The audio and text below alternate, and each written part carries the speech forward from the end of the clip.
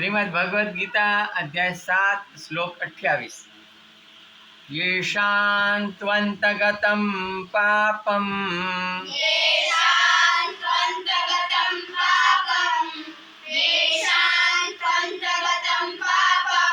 जनानां पुण्यकर्मणां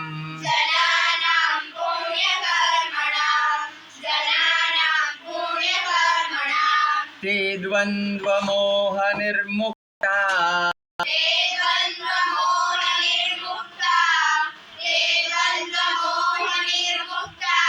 भजन्ते मां दृढव्रतः।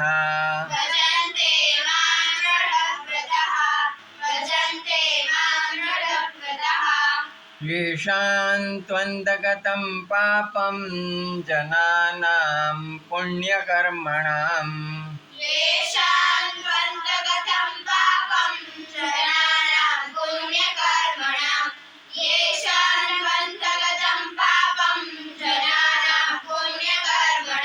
ते द्वन्द्वमोहनिर्मुक्ता भजन्ते मां दृढव्रतः।